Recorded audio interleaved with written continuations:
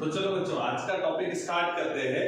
आज का टॉपिक है फोटो इलेक्ट्रिक इफेक्ट। जैसे कई सारे बच्चों ने मुझे कहा था कि सर फोटो इलेक्ट्रिक इफेक्ट की वीडियो डालना, क्योंकि dual nature of radiation and matter का ये बहुत ही एक इम्पोर्टेंट टॉपिक है। ठीक है, चैप्टर में कई सारे पॉइंट ऐसे हैं जो फोटो इलेक्ट्रिक इफेक्ट पर डिपेंड करते हैं, इसीलिए इसका वीडियो देखना बहुत जरूरी था। तो देखते हैं फोटो इलेक्ट्रिक इफेक्ट होता क्या है। जब बात करूं मैं 1887 की, तो 1887 के अंदर एक साइंटिस्ट है जिनका नाम था हर्ट्ज। हम लोग जनरली फ्रीक्वेंसी का यूनिट हर्ट्ज के नाम पे ही पढ़ते हैं। तो हर्ट्ज ने जब इलेक्ट्रोमैग्नेटिक वेव को प्रोड्यूस किया, फर्स्ट टाइम जब हर्ट्ज ने इलेक्ट्रोमैग्नेटिक वेव को प्रोड्यूस किया, तो उन्होंने फोटो इलेक्ट्रिक इफेक्ट बताया। अब फोटो इलेक्ट्रिक इफेक्ट है क्या? जैसे आप यहाँ देख रहे हैं, यहाँ पर मैंने ये प्लेट बनाई हुई, ठीक है, यहाँ पर ये एक मेटल का प्लेट है और आपको पता है मेटल की प्लेट में इलेक्ट्रॉन्स जो है वो फ्री होते हैं। तो एक मेटल की प्लेट है और इसके अंदर इलेक्ट्रॉन्स कैसे हैं? फ्री इलेक्ट्रॉन्स है, सारे के सारे इलेक्ट्रॉन फ्री है। अब हम लोग यहाँ क्या दिखा रहे हैं डायग्राम में, यहाँ से आने वाली क्या है? Ultraviolet radiation. तो प्लांक की थ्योरी के हिसाब से बात करूं, प्लांक की हाइपोथेसिस के हिसाब से बात करूं, तो जब ये वेव्स आती है तो अपने साथ में फोटॉन्स को लेकर आती है। फोटॉन्स, फोटॉन मतलब एनर्जी के पार्टिकल्स, ठीक है, या फिर लाइट के पार्टिकल्स जिनमें रेडिएंट एनर्जी होती है, ये भी हम लोग कह सकते हैं। या फिर फोटॉन को एनर्जी पैकेट, क्वांटा, ये सारी चीजें भी हम लोग कहते हैं। तो ये अल्ट्रावायलेट रेज अपने साथ में किसको लेकर आ रही है? फोटॉन्स को लेकर आ रही है। जब फोटॉन्स इस मेटल की प्लेट पर आ रहे हैं तो वो इलेक्ट्रॉन से कोलाइड होते हैं। अगर हम देखें तो एक फोटॉन जो है वो एक इलेक्ट्रॉन से कोलाइड होगा। जब फोटॉन इलेक्ट्रॉन से कोलाइड होगा तो अपनी सारी एनर्जी किसको दे देगा? इलेक्ट्रॉन को दे देगा। फोटॉन जब इलेक्ट्रॉन से टकरा रहा है तो अपनी एनर्जी किसको दे देगा? इलेक्ट्रॉन को दे देगा। और एक फोटॉन जो है वो असल में कितना एनर्जी लेकर आता है? h न्यू का एनर्जी लेकर आता है। तो आप देखें तो ये जो फोटॉन है वो अपनी एनर्जी किसे दे देगा? इलेक्ट्रॉन को दे देगा। अब इलेक्ट्रॉन हो गया भैया एनर्जेटिक, तो वो प्लेट में रहना नहीं चाहेगा क्योंकि उसके पास आ गई एनर्जी। अब उसे निकलना है प्लेट से बाहर, तो ये इलेक्ट्रॉन क्या करेगा? प्लेट से बाहर निकलेगा। और प्लेट से बाहर निकलने के लिए इसे जो एनर्जी ये यूज करेगा, उस एनर्जी को हम लोग कहते हैं वर्क फंक्शन। उसे कहा जाता है work function and it is denoted by phi naught. उसके बाद अगर इसके पास एनर्जी बचती है इलेक्ट्रॉन के पास, जब प्लेट से बाहर निकल गया, प्लेट से बाहर निकलने के लिए जो एनर्जी लगी उसे वर्क फंक्शन कहा गया। अब प्लेट से बाहर निकलने के बाद उसके पास अगर एनर्जी बचती है तो उसी एनर्जी को लेकर वो आगे ट्रैवल करता है। अब एनर्जी कितनी बची होगी वो कैसे पता करें? तो टोटल एनर्जी आएगी h न्यू, प्लेट से बाहर निकलने के लिए उसे एनर्जी लगी फाई नॉट, तो उसके पास जो रिमेनिंग एनर्जी बची वो है h nu minus phi naught. तो जो ये h nu minus phi naught की एनर्जी है, ये इसी एनर्जी को काइनेटिक एनर्जी की तरह इस्तेमाल करेगा और आगे की तरफ वो ट्रैवल करेगा। तो ये था photo electric emission. Photo electric emission का मतलब क्या? देखो नाम से क्लियर होता है, photo means photon, electric means electron. तो फोटोन आए और इलेक्ट्रॉन को बाहर इमिट करवाया। This is called as photo electric emission. अब फोटो इलेक्ट्रिक इमिशन या फोटो इलेक्ट्रिक इफेक्ट से हम लोग करंट प्रोड्यूस कर सकते हैं। वो कैसे? तो उसके लिए हम लोग देखते हैं फोटो इलेक्ट्रिक इफेक्ट का एक्सपेरिमेंट। यहां पर मैंने एक एक्सपेरिमेंटल सेटअप ड्रॉ किया है। अब इस एक्सपेरिमेंटल सेटअप की हेल्प से आपको समझाता हूं कि कैसे फोटो इलेक्ट्रिक इफेक्ट के थ्रू हम लोग फोटो इलेक्ट्रिक करंट बना सकते हैं। तो आप देखिए, सबसे पहले तो इस आपको एक्सपेरिमेंटल सेटअप के अंदर ये जो दिखाई दे रही है ग्लास की ट्यूब है। ग्लास की ट्यूब है, वो भी कैसी ट्यूब है? इवेक्यूटेड ट्यूब है। इवेक्यूटेड ट्यूब का मतलब है कि बाहर के कोई पार्टिकल्स अंदर के सेटअप को डिस्टर्ब नहीं करेंगे। ठीक है, चाहे चार्जेस हो चाहे आयंस हो, कोई फर्क नहीं पड़ता है, पूरा पैक, ऐसा भी कह सकते हैं। और इस ग्लास की जो इवेक्यूएटिंग ट्यूब है, इसके ऊपर मैंने एक विंडो दी है, क्वार्ट्ज की विंडो दी है, जिससे लाइट रेज अंदर आ सकती है। आप अगर देखें यहाँ पर, तो यहाँ पर एक लाइट का सोर्स है जहां से लाइट रेज अंदर आ रही है वाया क्वार्ट्ज विंडो। ओके, उसके बाद आगे देखते हैं कि इसके अंदर और क्या क्या है। यहाँ पर लगी हुई है मेटल की प्लेट, जिसको हम लोग कहते हैं इमिटर प्लेट। यहाँ पर एक और प्लेट लगी हुई है, जिसको हम लोग कहते हैं कलेक्टर प्लेट। अब ये प्लेट्स जो है वायर के थ्रू नीचे की तरफ जोड़ी गई है, कलेक्टर वाला प्लेट भी और इमिटर वाला प्लेट भी। इन वायर के कनेक्शन को यहाँ छोड़ा गया है, दोनों वायर का, एक इमिटर से जो वायर आ रहा है इसे भी यहाँ छोड़ा, जो कलेक्टर से वायर आ रहा है इसे भी यहाँ छोड़ा गया है।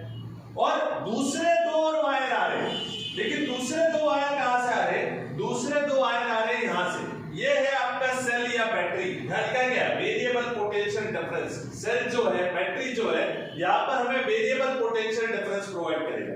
इसमें इसका एक पॉजिटिव टर्मिनल है और एक है नेगेटिव टर्मिनल। तो एक पॉजिटिव टर्मिनल की वायर और एक नेगेटिव टर्मिनल की वायर यहाँ पर हमने छोड़ी है। ये चारों वायर यहाँ हम लोग एक दूसरे से कनेक्ट करने वाले हैं। तो इस स्पेस को कहा जाता है कम्यूटेटर, जहां पर जनरली कनेक्शन जोड़े जाते हैं, बदले जाते हैं, उस स्पेस को हम लोग कह देते हैं कम्यूटेटर। इसके साथ ही यहां पर लगाया गया है वोल्टमीटर।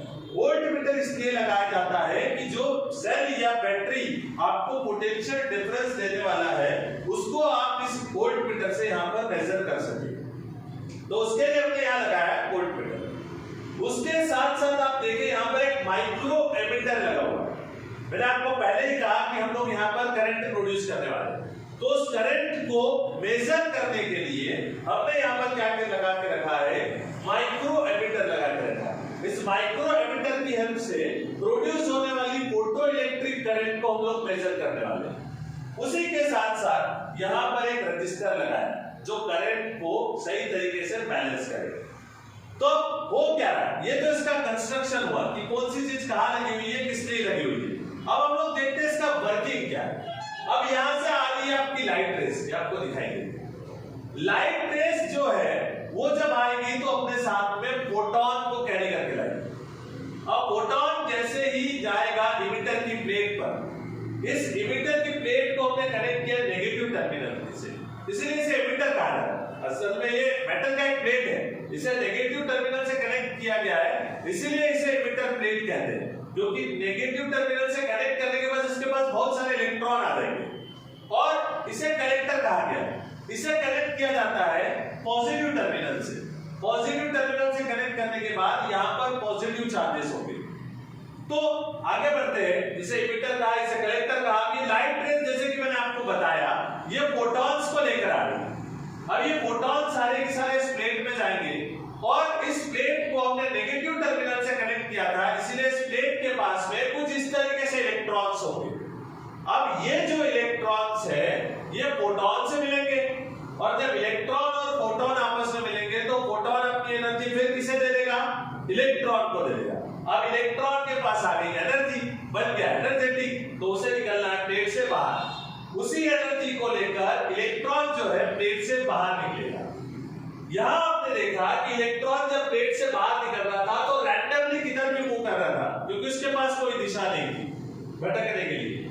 अब यहां देखें तो आप इलेक्ट्रॉन यहां से निकलने के बाद उसके पास में उसे यहां बुला लेगा आपका कैथोड। ठीक है, जो हमने यहां पर प्लेट लगाई हुई है कलेक्टर प्लेट, तो यहां पर लगा हुआ है आपका एनोड।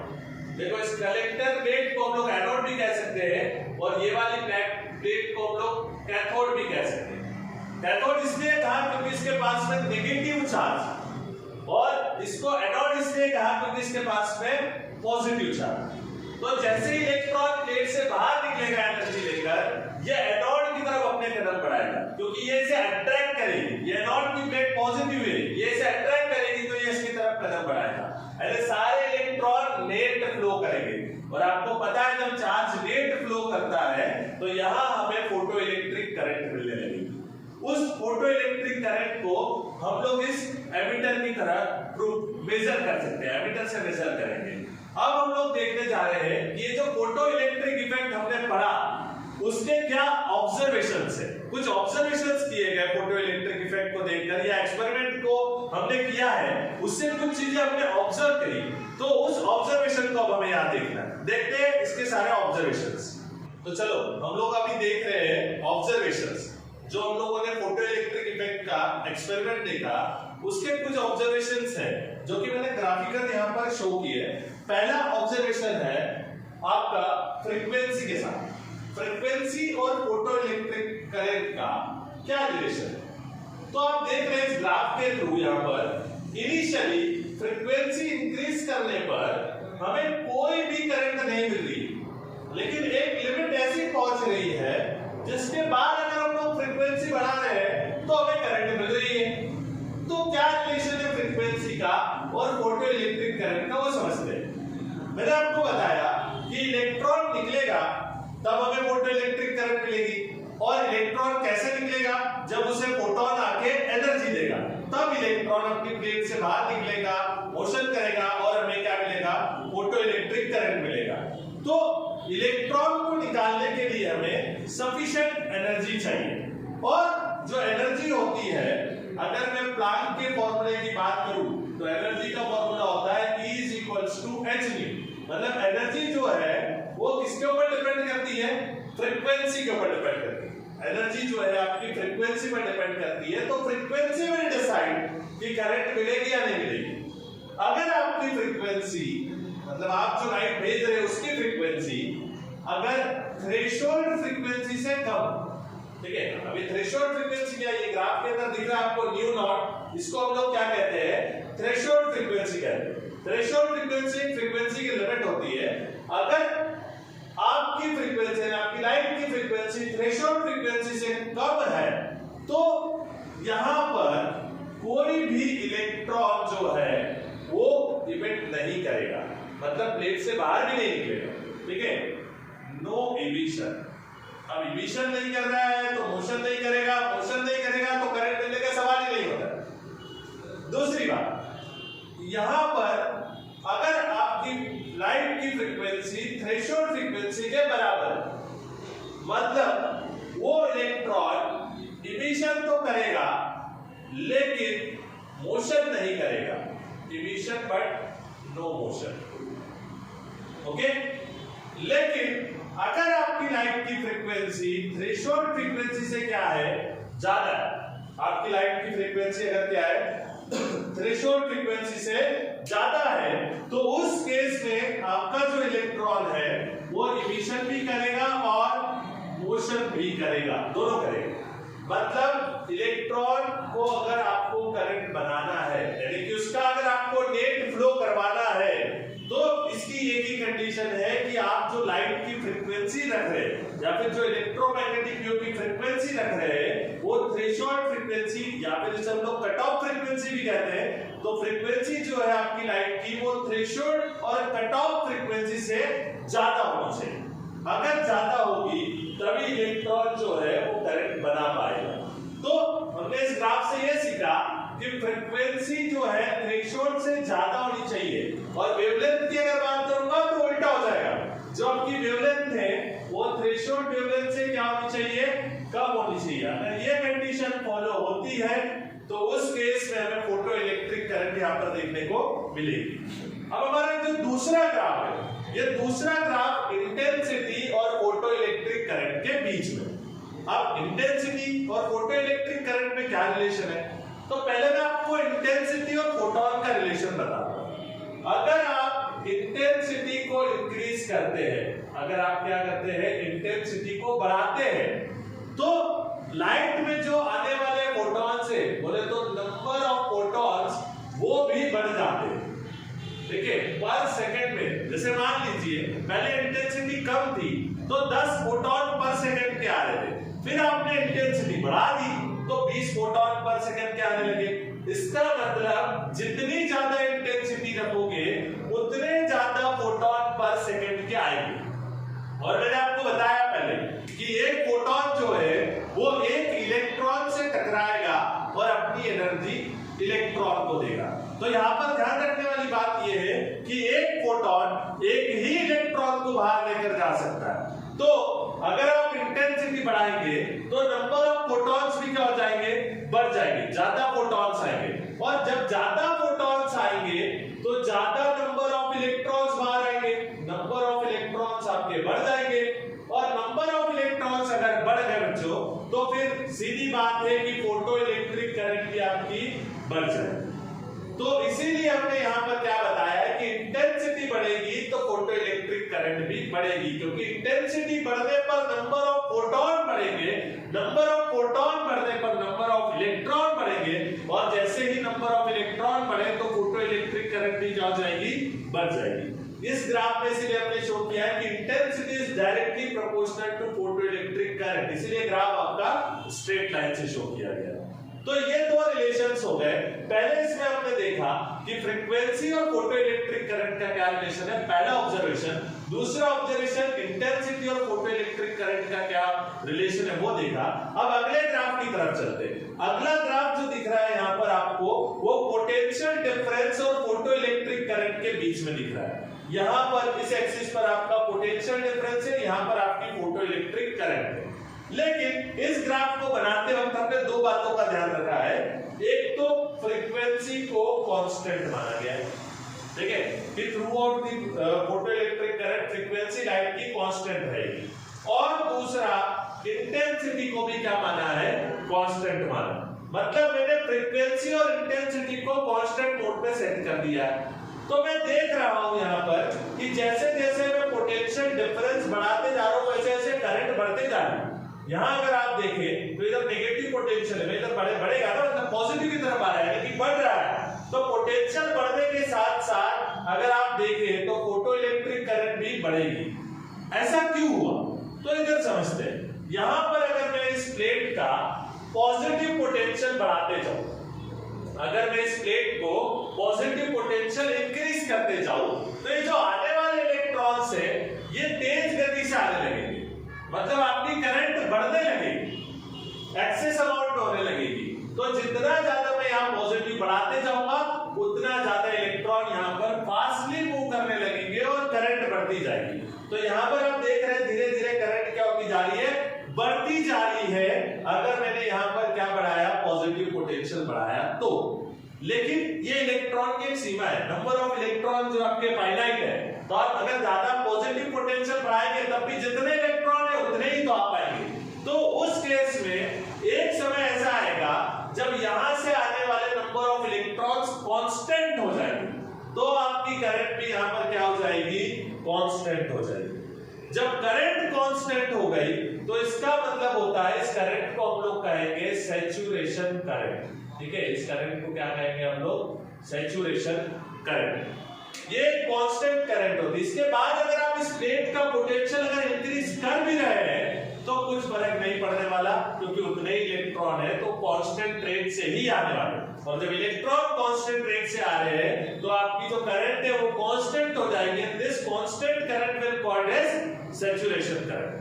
अब मेरी इच्छा ये है कि मैं कनेक्शन को घुमा दूं, क्योंकि ये मेरे हाथ में कम्यूटेटर लगा रखा है, तो मैंने यहां से कम्यूटेटर से कनेक्शंस को घुमा दिया, मतलब यहां बना दिया पॉजिटिव, यहां बना दिया नेगेटिव। तो जैसे ही यहां पर नेगेटिव चार्जेस आने लगेंगे, ये इलेक्ट्रॉन, आने वाले जो इलेक्ट्रॉन है वो धीरे धीरे धीरे कम होते जाएंगे। मतलब उल्टी कहानी हो गई, क्योंकि यहाँ नेगेटिव आकर बैठ गए तो ये इलेक्ट्रॉन को लेने नहीं वाले, रिपल करेंगे। इसका मतलब धीरे धीरे करंट क्या होने लगेगी, कम होने लगेगी। और एक समय ऐसा आएगा कि ये वाली प्लेट बिल्कुल भी इलेक्ट्रॉन्स को नहीं लेगी। जब ये वाली प्लेट बिल्कुल भी इलेक्ट्रॉन्स को नहीं लेगी तो उस समय करंट स्टॉप हो जाएगी। और जब करंट स्टॉप हो गई तो जिस पोटेंशियल पर, जिस नेगेटिव पोटेंशियल के ऊपर करंट स्टॉप होगी उसको हम लोग कहेंगे स्टॉपिंग पोटेंशियल। ये देखिए जो V नॉट है इसको हम लोग क्या कहते हैं, स्टॉपिंग पोटेंशियल कहते हैं। तो हमने देखा कैसे पोटेंशियल इंक्रीज करने पर करंट बढ़ी, पॉजिटिव पोटेंशियल बढ़ाने पर, और पोटेंशियल नेगेटिव की ओर बढ़ाने पर करंट डिक्रीज हुई। अब हम लोग देख रहे हैं, मान लीजिए मुझे सैचुरेशन करंट की लिमिट बढ़ानी, तो उसके लिए हम ये अगला ग्राफ देखते हैं। इस अगले ग्राफ की अगर मैं मानूं तो यहां पर क्या हो रहा है वो मैं आपको बताता हूं। इस ग्राफ के अंदर मैंने फ्रीक्वेंसी को तो कांस्टेंटली रखा है, लेकिन इंटेंसिटी को मैंने वेरिएबल रखा है। मतलब इंटेंसिटी को मैं बदल सकता हूं, फ्रीक्वेंसी को मैंने क्या रखा है, कांस्टेंट रखा है। तो इसके हिसाब से क्या होगा, जब मैंने इंटेंसिटी को I1 सेट किया, कब इंटेंसिटी सेट की है, तो मैं देख रहा हूं कि मुझे सैचुरेशन करंट कितनी मिल रही है, I01 मिल रही है। लेकिन जैसे ही मैंने इंटेंसिटी को इंक्रीज करा, I1 से मैं इंटेंसिटी को कहां लेकर गया, I2 पर लेकर गया, तो मैंने देखा सैचुरेशन करंट भी बढ़ गई। अब ऐसा क्यों हुआ, मैंने आपको इस ग्राफ में बताया कि भैया अगर आप इंटेंसिटी बढ़ाएंगे तो नंबर ऑफ फोटॉन्स भी क्या हो जाएंगे, बढ़ जाएंगे। तो यहां से जो आने वाले इलेक्ट्रॉन जो पहले कांस्टेंट रेट पे रुक गए थे, वो अब थोड़ा बाद में रुकेंगे, क्योंकि ज्यादा फोटॉन आ रहे हैं तो ज्यादा इलेक्ट्रॉन निकलने की कोशिश करेंगे। तो कहने का मतलब ये है कि अगर आप इंटेंसिटी बढ़ाएंगे, जैसे ग्राफ की माने तो इंटेंसिटी I2 है बड़ी I1 से, मतलब बाद की इंटेंसिटी हमने बढ़ाई है, तो ये जो सैचुरेशन करंट की लिमिट है वो भी क्या हो जाएगी, बढ़ जाएगी। इसका मतलब ये जो I02 है वो बड़ा होगा किससे, I01 से। अब अगले ग्राफ की तरफ चलते। इस ग्राफ में हमने क्या किया, देखो पहले में हमने फ्रीक्वेंसी इंटेंसिटी को कांस्टेंट रखा, दूसरे में हमने फ्रीक्वेंसी कांस्टेंट रखी लेकिन इंटेंसिटी क्या रखी, वेरिएबल रखी। अब इस ग्राफ की मानूं तो इस ग्राफ में मैं क्या कर रहा हूं, फ्रीक्वेंसी को वेरिएबल बना रहा हूं और इंटेंसिटी को क्या रख रहा हूं, कांस्टेंट रख रहा हूं। तो मैंने जैसे ही फ्रीक्वेंसी को चेंज किया, ठीक है, जैसे ही फ्रीक्वेंसी को चेंज किया, अगर आप यहां देखें तो मैंने फ्रीक्वेंसी कम सेट करी, मैं यहां की फ्रीक्वेंसी मान लेता हूं न्यू नॉट, ठीक है, न्यू नॉट 1 मैंने यहां की क्या मान ली, फ्रीक्वेंसी मान ली। ओके, तो यहां पर अगर आप देखें तो स्टॉपिंग पोटेंशियल क्या है, यहां की फ्रीक्वेंसी देखो, पहली साइकिल की फ्रीक्वेंसी मैंने कितनी मानी, न्यू नॉट 1 मानी, तो यहां पर स्टॉपिंग पोटेंशियल कितना है, V01 है। फिर मैंने फ्रीक्वेंसी को इंक्रीज किया, तो जैसे ही मैं फ्रीक्वेंसी को इंक्रीज करूंगा, मैंने मान लो फ्रीक्वेंसी कितनी बना ली, न्यू नॉट 2 फ्रीक्वेंसी बना ली, तो स्टॉपिंग पोटेंशियल भी बढ़ गया, स्टॉपिंग पोटेंशियल आपका हो गया V02, ठीक है। तो यहां से इस ग्राफ से ये समझ में आता है कि अगर आपको स्टॉपिंग पोटेंशियल की वैल्यू को बदलना है, ठीक है, स्टॉपिंग पोटेंशियल को बढ़ाना है, तो आप फ्रीक्वेंसी को बदल दें, फ्रीक्वेंसी जैसे ही बढ़ाएंगे वैसे ही स्टॉपिंग पोटेंशियल भी बढ़ जाएगा। और ये जो आखिरी वाला ग्राफ है, इसमें भी हमने फ्रीक्वेंसी और स्टॉपिंग पोटेंशियल के रिलेशन को ही शो किया है। दो मेटल शो किए, एक मेटल ए और एक मेटल बी, और दोनों ही मेटल हमें यहाँ पर लीनियर लाइन दिखा है। इसका मतलब हमें ये बता रहे हैं कि जैसे जैसे आप इंसिडेंट फ्रीक्वेंसी बढ़ाते जाएंगे, वैसे वैसे स्टॉपिंग पोटेंशियल भी क्या होते जाएगा, बढ़ता जाएगा। मतलब इंसिडेंट फ्रीक्वेंसी और स्टॉपिंग पोटेंशियल जो है वो डायरेक्टली प्रोपोर्शनल होते हैं। ये कुछ ऑब्जर्वेशंस हमने देखे। इसके अलावा एक और ऑब्जर्वेशन होता है कि जब फोटोन आता है, इलेक्ट्रॉन से कोलाइड होता है और इलेक्ट्रॉन को एनर्जी देकर उसे बाहर निकालता है, तो ये जो पूरी प्रोसेस हमने देखी इस एक्सपेरिमेंट के अंदर, इसको करने में सिर्फ 1 नैनोसेकंड का वक्त लगता है। 1 नैनोसेकंड मतलब 10⁻⁹ सेकंड का वक्त लगता है। तो ये जो प्रोसेस है वो एक बहुत ही इंस्टेंटेनियस प्रोसेस है, जिसमें इलेक्ट्रॉन जो है बहुत ही फास्ट पेट से बाहर आ जाता है और मूव करने लगता है। तो ये सारे ऑब्जर्वेशंस हमने देखे, फोटो इलेक्ट्रिक इफेक्ट आज की क्लास में हमने समझा। तो आज का लेक्चर यही खत्म।